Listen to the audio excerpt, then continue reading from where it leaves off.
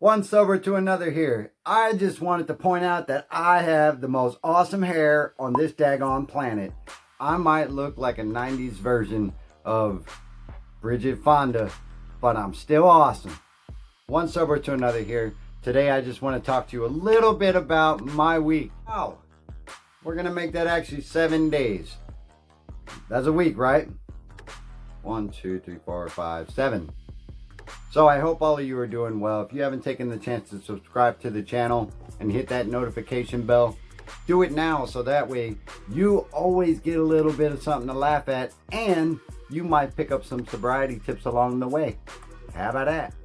So look, this week I went through so much, I guess you could call it demand. We had an event, we had a couple people get sick, and it took away my entire team from where I work. So that's about 7 people. That left just me, Wayne, an alcoholic, with money. Holy crap. What does an alcoholic do with money? Well, we spend the shit out of it, right? Not in this case. I'm an alcoholic in recovery for 4.5 years, and I'm trustworthy. That's what I've developed into. So here I am, trustworthy, all by my lonesome, and I have to run this entire, you could call it department, all by myself. Now a lot of folks would flip out and get a little anxious and maybe suffer a panic attack, or, you know, become overwhelmed with some of the things that they have to do. Like for instance, I had to, you know, do an inventory, go receive some stuff. I had to put it into the computer system. Then I had to go get my money. Then I had to take my money back to my register. Then I had to make sure that there were no other shipments that came in that I had to receive, as well as sanitize the entire area, because like I just told you, some of my folks got sick and it was just me. So I had to do all that, and all before 08:45, and I got there at 7 o'clock. Before that, I always shoot the daily reflections for you guys, and I upload those as well. So in between trying to get all those tasks done, I'm uploading videos for you to get a little something from. Why do I tell you that? Because as an alcoholic in recovery, I found out that I'm capable of so much more than I gave myself credit for, and you should do the same thing. Here's my woe is me for this week. So there I was by my lonesome. I didn't get a break, and I didn't get to eat lunch. And this was for most of the days during the week, and that was because all of those people were out and I was the one left there. Some minimal help was given to me for these days, one of which I didn't really need, and they sent him over anyway, and he was a decent help, but he was very opinionated, and he was very self-centered, and he was very sure of himself, but he didn't know crap about what I was doing. Have you ever been in that situation?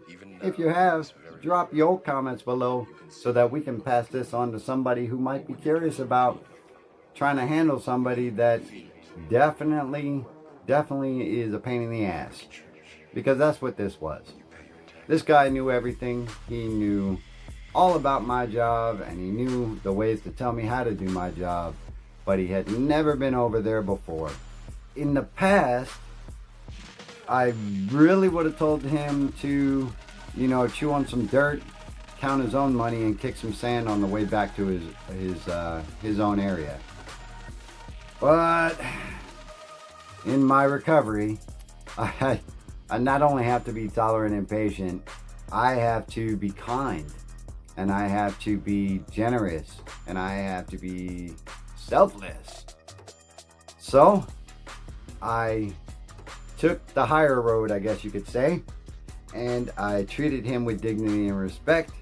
I was courteous to him, even though he was feeding me bull crap for the entire time that he was over there, and I did it with a smile on my face. Why? Because that's what sober people learn to do. We learn to accept people for what they are, not what we want them to be. If you had seen the daily reflections for today, then you know that, we're exactly like the people that we judge. We just had, our separator is how we respond in those situations and how we treat each other. You can treat someone who you don't like with respect and dignity, even though you don't feel that they deserve it, because it's all going to come back in the end. And we did a lot of crap in our past. We did a lot of things that people didn't like. We definitely did some things that people didn't want to handle. I know for myself, I was out of control 100% out of 100% of the time.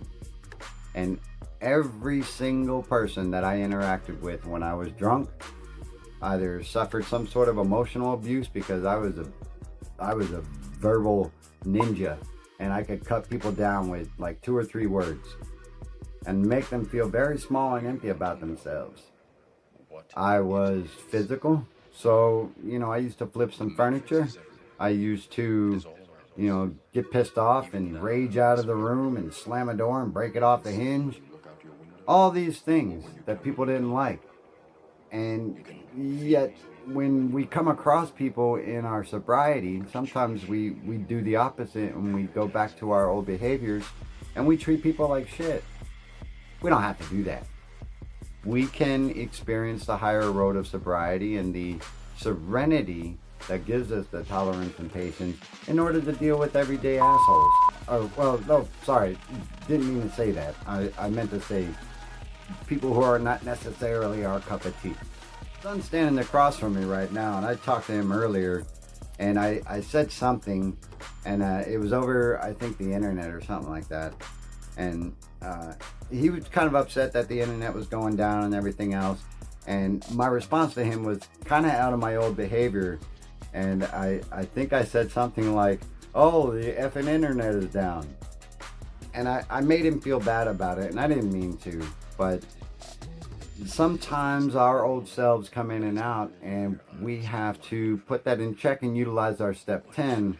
And we have to be able to continue to take personal inventory. And when we're wrong, guess what we got to do?